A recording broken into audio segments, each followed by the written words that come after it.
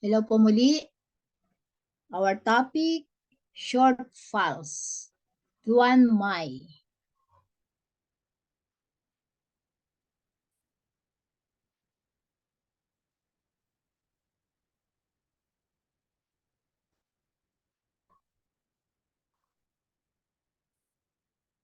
Shortfalls. The shortfalls does not occupy all the positions. It will often be the tuned position that the pulse is not fully present. The pulse reflects the young chi cannot ascend all the way up to the upper jaw. This may be because there is something blocking in it, probably food stagnation or because there is a severe chi deficiency. So yung short pulse po, hindi nararamdaman. Pag nilagay natin yung finger natin, hindi po yan nararamdaman sa mga paligid ng fingers.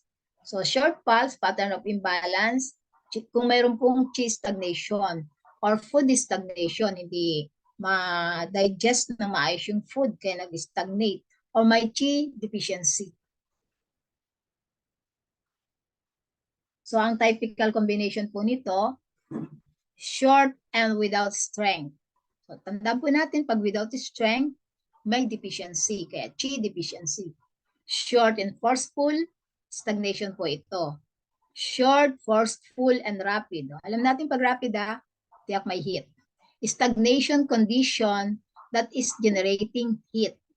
Short and slippery, phlegm, stagnation. Lagi po nating tandaan yung mga keywords. Slippery, may phlegm or damp. Pag rapid, may heat. Short pulse. Description, the pulse cannot be felt in all three positions. So it is absent in the distal and or proximal position. So key point is short. Ayun po yun yung sa distal position, hindi mo mararamdaman yung pag pinapaikot mo yung fingers mo. Yan. Sa middle mo lang siya nararamdaman. Okay. So ang pulse description, the short pulse does not feel a full pulse position. Within its position, it can be felt in the center, but it tapers off at the end of the tail. The short pulse is more commonly felt in front and middle position, especially the former. So yun yung po yung key point lang nun. Pag nilagay mo yung fingers mo, paikutin mo konti, gitna mo lang siya nararamdaman. The short pulse indicates severe deficiency of chi, especially of the lungs and heart. Common patterns that present with the short pulse are lung chi deficiency. Yung may mga pasyente kayong may ubo na, may ubo yan. Possible pong short pulse. Heart chi deficiency, may stomach chi deficiency, and deficiency of blood, chi and blood. So short pulse summary of clinical significance. Severe deficiency of chi. Pwede po dun sa kulang ng chi ang lungs, heart, or stomach. Basta may mga deficiency, short pulse ang nararamdaman. So indication, pag may chi disease, short and forceful, siya po ay may chi stagnation. Yung mga nagagalit, chi stagnation po yan, pwedeng short ang kanyang pulse. Short and forceless, chi deficiency. In biomedicine po, yung may mga sakit din na may aortic stenosis of rheumatic heart disease. Yan, sa puso. Pathogenesis, chi stagnation fails to move the blood. And so the vessel is not stretched, the pulse is short. So kung may stagnation po, hindi nakakadaloy ng maayos yung dugo sa mga vessel. Kaya nagkakaroon ng hindi yung pulso, yung vessel hindi na stretch. Kaya pag pinulsuhan ay short. Pag deficiency naman po, chi drives the pulse. When chi is too weak to move blood, the blood circulation will slow and the blood in the vessel will stagnate. The pulse will feel short and forceless. So yung kulang ng chi, syempre kulang ng chi, andun yung blood. Kung kulang ng blood, hindi po niya mapupuno yung mga ugat natin. Kaya, ang pulse ay short. Biomedicine, yung may mga Sakit ng aortic stenosis causes the blood vessel to thin and weaken. So sakit po sa puso na numinipis, lumiliit yung mga vessel, humihina. In which case, blood will be hindered from flowing into the vessel.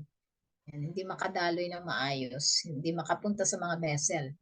So, remark, short pulse can be seen in cases when there is profuse sweating but little intake of fluids. Yun. Sobrang mga namamawis, then kukunting uminom ng tubig, ang kanila pong pulso ay maaaring short pulse.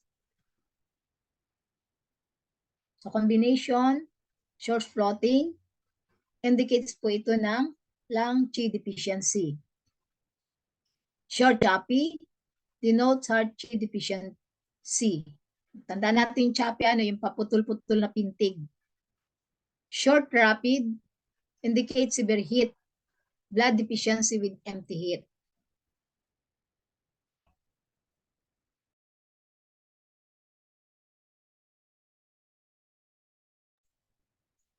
Short slow indicates yang deficiency. So, pag yang deficiency po, so mas mataas yung yin, kaya naging slow, mas mataas yung lamig ng katawan. With internal cold.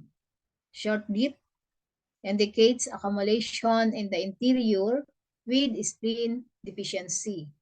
Pag short husky po, nagsasabi to na may stagnation ang qi with non-substantial phlegm or retention of food. Yan po yung differentiation of similar pulses. Moving.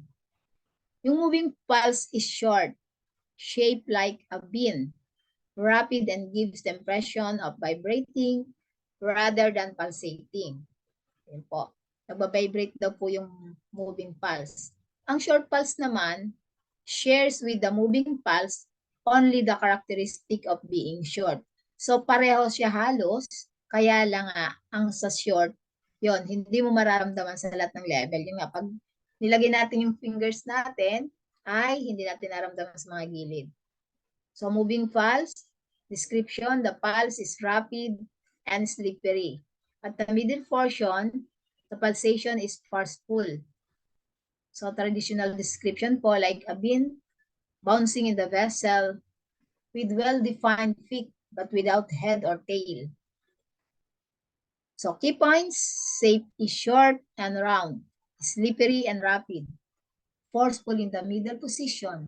Other translation po nito is steered, spinning bean, bouncing. Na-explain na po natin ito nung mga nakaraang topic natin. Yan, may review lang natin uli. So yan pa yung pulse image. Pag pinulsahan nyo, mas nararamdaman nyo yung pagtaas, yun moving.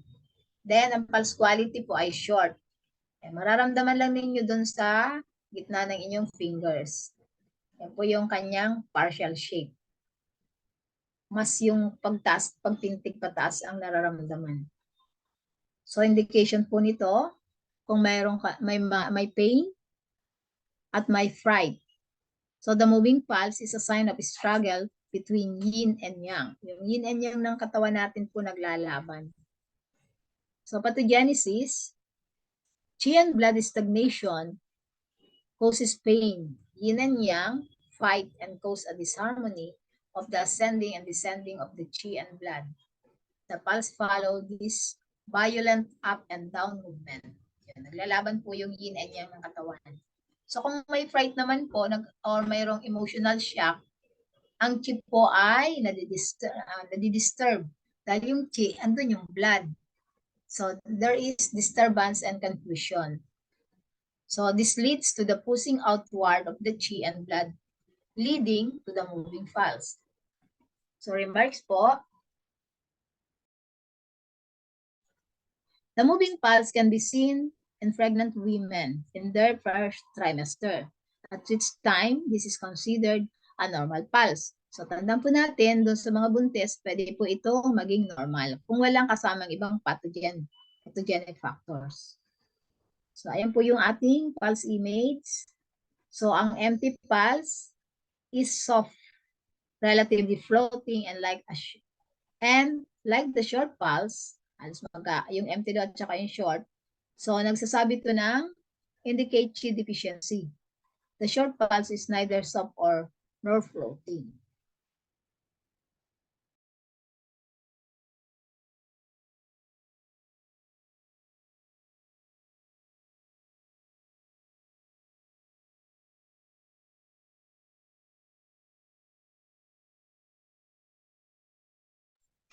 Deficient pulse. Description. The pulse shape is wide, but without strength. It is forceless at all three positions, with either light or heavy pressure. There is a sense of emptiness in this pulse. So yung sabi natin, yung deficient pulse ay talagang mahina siya. Pag diniinan mo, nawawala. So key points, wide, forceless, and slack. The translation, empty and vacuous. So yung pulse image. Pulse quality, wide, forceless, and slack.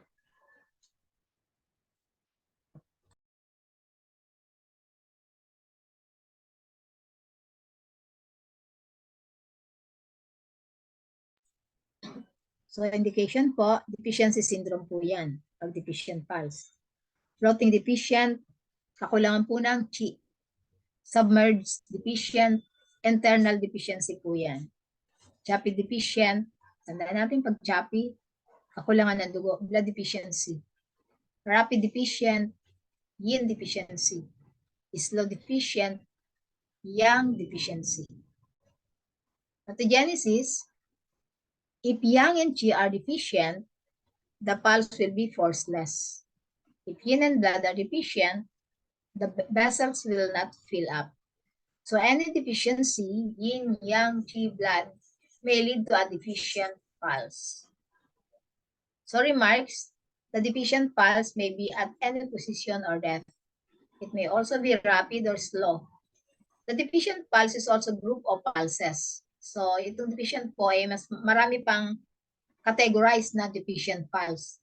This pulse says beats without strength, pumipitik ng walang lakas, and indicates deficiency condition. Basta deficient, kakulangan, kulang. Example, include, ito yung mga sabi nga natin nung una pa nating pag-aaral, mga delikadong pulso, frail, saggy, and faint pulses. Yan po yung indication ng deficient pulse.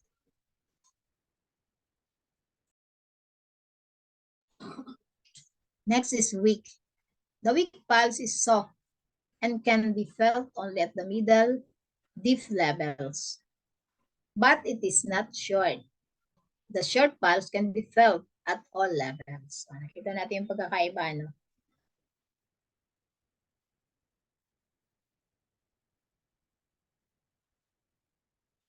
Next is frail pulse.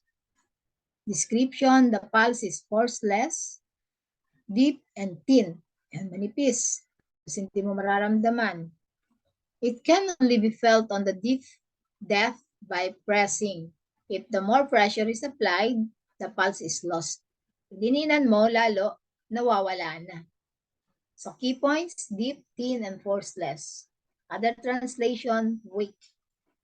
Ayan po yung pulse image. So delikadong ano po yan, pulso. Nawawala na yung pagpintig. So wala siyang lakas, thin, sa ilalim nyo lang mararamdaman. Hindi nyo, pero pag dininan nyo lalo, nawala na. Refer to doctor na po yan.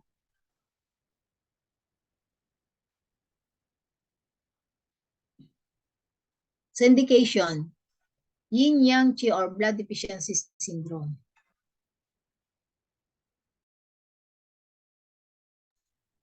Pathogenesis, the frail pulse is a sign of qi and blood deficiency. The qi and blood are too weak to fill up and drive the pulse. So it is a sign of decline. If the pulse sensation is lost at the superficial level, this indicates that yang is in decline.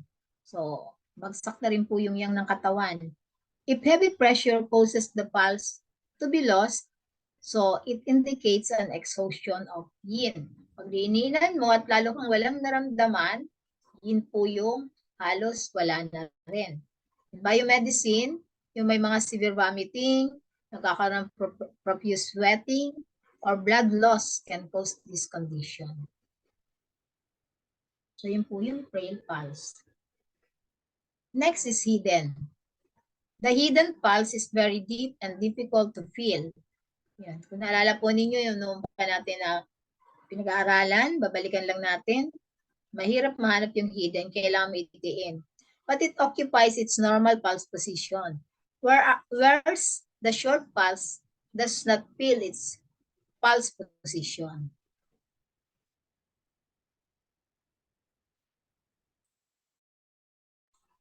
So yung hidden pulse, the pulse cannot be felt when touching, seeking, or freezing. Only by pressing very heavily. Hindi na nung maigi hanggang nakatouch na yung fingers mo sa buto. Yun, mararamdaman mo siya. Yung pagpintig po nito ay mula sa ilalim ng tendon and bone. Yun po yung hidden. So, didinan mong maigi, yan po yung pulse image. Hanggang matouch mo yung bone. Then, mararamdaman mo yung pintig from beneath the tendon and bone. Kailangan heavy pressure sa ilalim. Deep.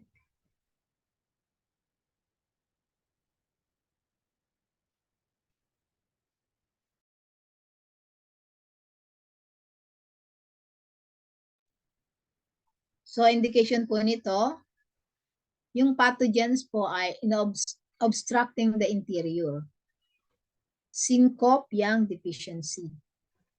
So, pathogenesis, excessive pathogen, obstruct the yang and qi.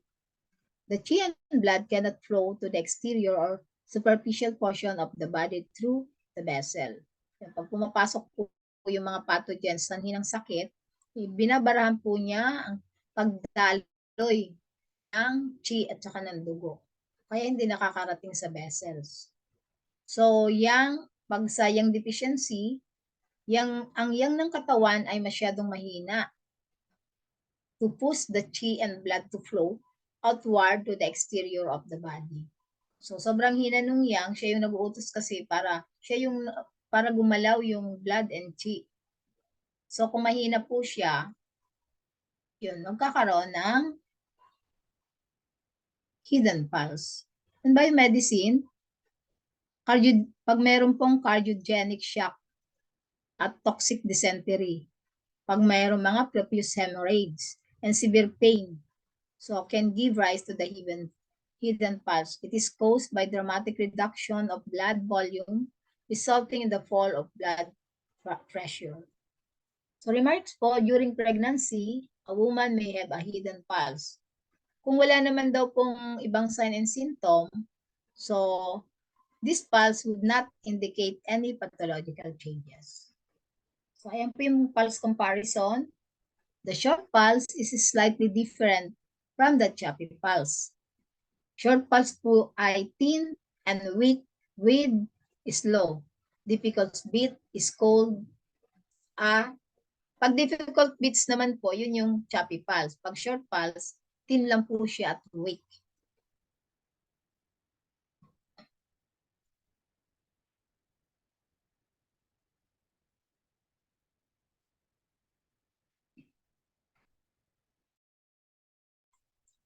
Short pulse occur when the qi becomes deficient and unable to circulate smoothly.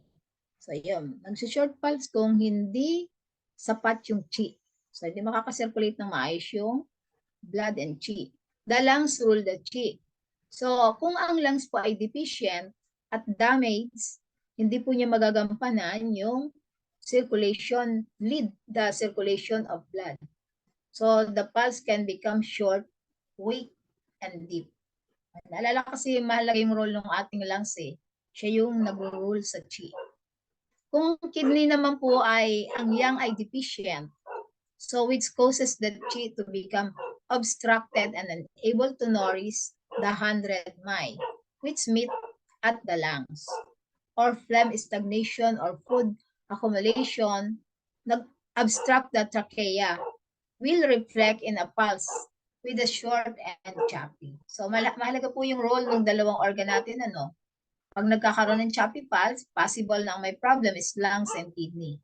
So, clinically, The short pulse most commonly occurs with symptoms of Qi and blood deficiency. Damage caused by alcohol poisoning or internal excess of damp heat causes the pulse to become short, slippery, and rapid. Kung may blood deficiency naman, which is unable to nourish the pulse, will cause it to become short and floating. Kasi ang nandun dumadaloy sa ating vessel ay ang blood. Kung deficient po siya at kulang, ay yung kulang, so magiging short yung pulse. Fullness of the chest and abdomen will result in a pulse which is short, strong, and deep.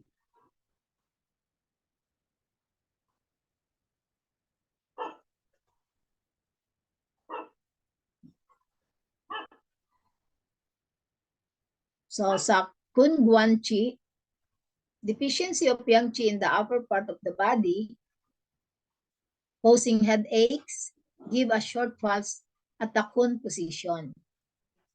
Deficiency of yang qi in the lower heater or pain in the abdomen will give a short pulse at the qi position.